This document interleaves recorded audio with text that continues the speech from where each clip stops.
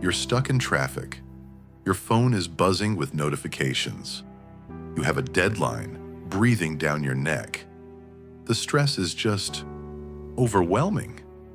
It feels like we should be pros at this by now, right? We have therapy, medication, and 1,000 wellness apps at our fingertips. But what if the secret to handling stress wasn't in our future, but deep in our past? What if our ancestors, without any of these modern tools, were actually better equipped to handle it all? Long before the chaos of modern life, ancient civilizations were developing powerful mindsets to build resilience. So let's explore some of these ancient frameworks to uncover why their approach worked so well and how you can use their wisdom to find a little calm in the chaos of today. That feeling is universal, isn't it? A racing heart, a cluttered mind, the sense of being perpetually overwhelmed. In our world, stress feels like a constant companion. We treat it, we manage it, we track it. But in doing so, we often see it as an enemy to be defeated. We're always looking for a quick fix, a pill, a program, an app, anything to silence the noise. But this is a pretty new way of looking at things. The very idea of stress as a medical condition is surprisingly recent. For thousands of years, humans faced unbelievable hardships: famine, war, disease, and the raw uncertainty of daily survival. They didn't have stress management seminars. Instead, they had something much deeper: cultural philosophies woven into the very fabric of their societies. These weren't quick tips for a crisis. They were mindsets to be lived every single day. They didn't just cope with problems. They cultivated a powerful internal resilience that allowed them to find balance even when the world was chaotic. So, what did they know that we might have forgotten? Let's look at 4 powerful mindsets from ancient civilizations that made them masters of their inner world. Chapter 1. The first mindset: the Stoic Art of Emotional Responsibility. First, let's head to ancient Greece and Rome to look at a philosophy that's making a huge comeback today: Stoicism. The Stoics, from the slave-turned-scholar Epictetus to the Roman emperor Marcus Aurelius, were all obsessed with one life-altering question: what is actually in my control? Their answer was pretty radical. They argued that we have almost no control over external events. We can't control the traffic, the economy, or what other people think of us. The one thing we can control, absolutely, is our perception of those events. As Epictetus famously said, it's not what happens to you, but how you react to it that matters. This is the absolute core of Stoic resilience. Think about it this way. Today, our tigers are deadlines, social media drama, and overflowing inboxes. Our bodies still kick into that ancient fight-or-flight response, just as they did for our ancestors facing a literal tiger. But the Stoics would say the suffering doesn't come from the deadline itself. It comes from the judgment we attach to it. We tell ourselves, this is a disaster. I'll never finish this. My career is over. Seneca, another great Stoic, pointed out that we often suffer more in our imagination than we ever do in reality. The Stoic practice, then, is to wedge some space between an event and our reaction to it. To just pause and choose a rational, disciplined response over a panicked, emotional one. This isn't about bottling up your emotions, but about understanding them through reason. It's about realizing that peace of mind doesn't come from a perfect, problem-free life, but from the quality of your own thoughts. This ancient philosophy is so effective that its core ideas are echoed in one of today's most respected psychological treatments, cognitive behavioral therapy, or CBT. Both Stoicism and CBT teach us to identify, challenge, and reframe our distorted thoughts to change how we feel. The Stoics basically gave us the original user manual for the human mind, teaching that true strength isn't about changing your circumstances, but about mastering yourself. Chapter 2.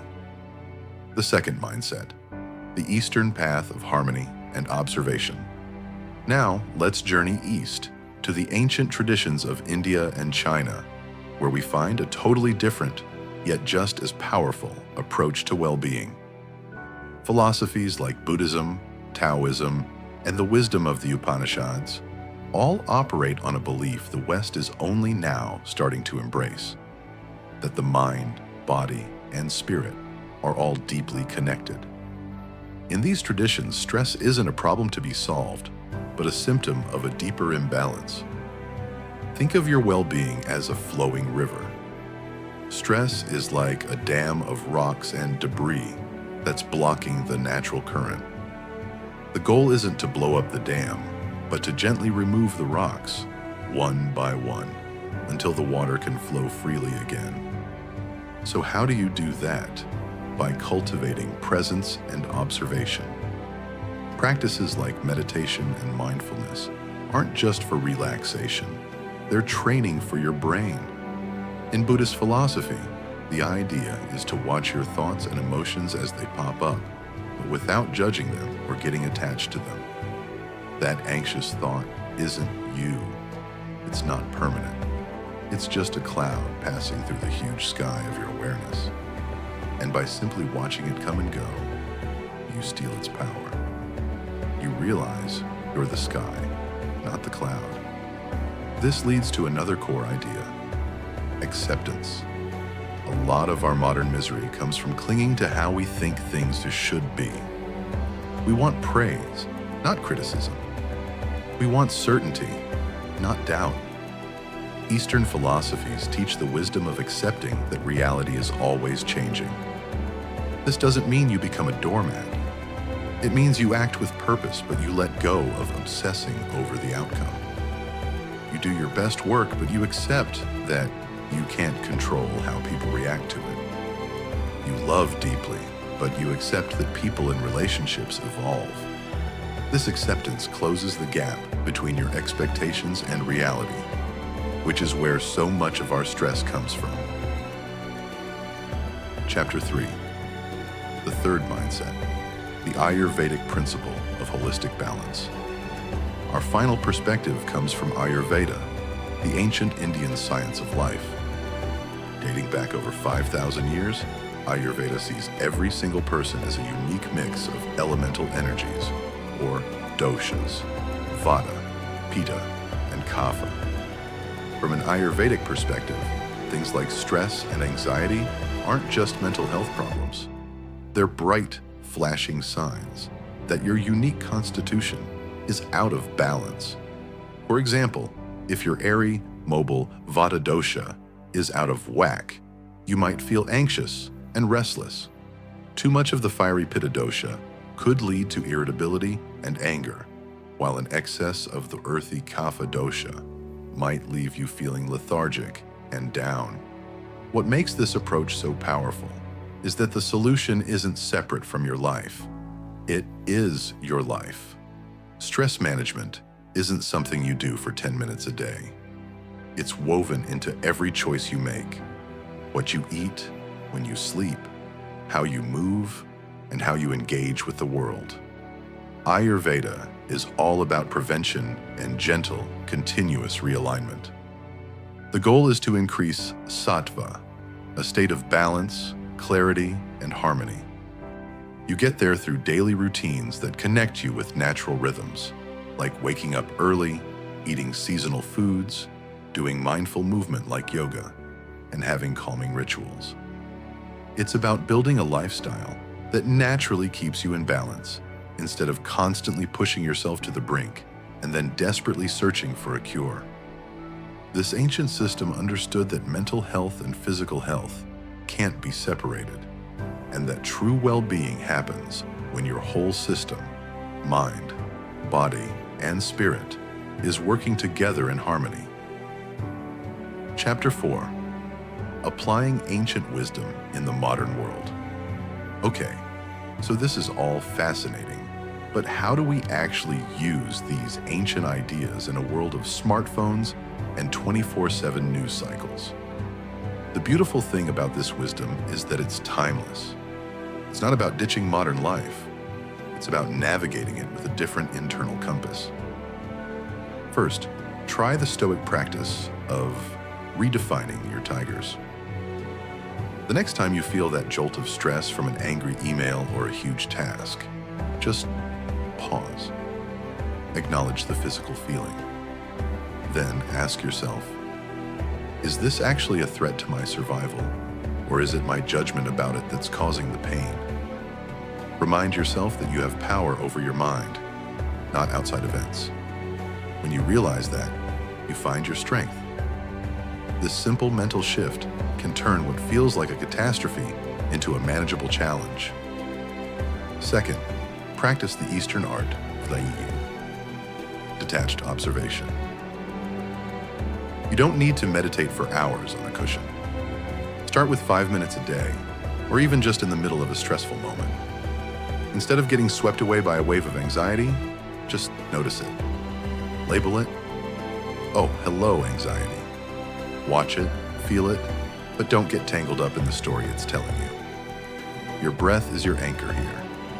As you focus on breathing in and out, you create space for that emotion to pass, proving to yourself again and again that you are not your stress. Finally, integrate the Ayurvedic principle of holistic balance. Stop treating de-stressing as just another chore on your to-do list. Weave small and balancing rituals into your day.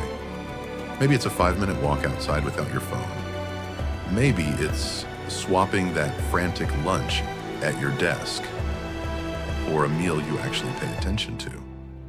Or it could be a simple evening ritual like drinking herbal tea to signal to your body and mind that the day is winding down. These aren't huge, dramatic gestures, but small, consistent acts of self-care that stop imbalance before it can even start. Let's be clear, our ancestors were not immune to hardship. In fact, they faced existential threats that most of us can hardly imagine. It wasn't that they didn't have problems. What they had was a different kind of strength. Not the strength to eliminate problems, but the resilience to stay centered in the middle of them. The Stoics taught us to master our inner world by focusing only on what we can control, our own minds. Eastern philosophies showed us the power of accepting reality as it is and observing our emotions without judgment. And Ayurveda revealed how crucial it is to live in balance with our own unique nature and the world around us. What all these traditions understood is that calm isn't some far-off destination you arrive at. Once all your problems are solved, it's an internal skill. It's a resilient mindset that you build day by day. The wisdom of our ancestors isn't some dusty relic of the past. It's a living roadmap for navigating the world we live in right now. It reminds us that the peace we're all looking for is available to us right here, right now, by shifting our focus from the chaos outside to the unshakable strength within. If this video resonated with you, please hit that like button and share it with someone who might need to hear this message. Don't forget to subscribe and click the notification bell for more insights into ancient wisdom for modern times. Now, I really want to hear from you. What is one ancient practice or piece of wisdom that helps you manage the stress of modern life?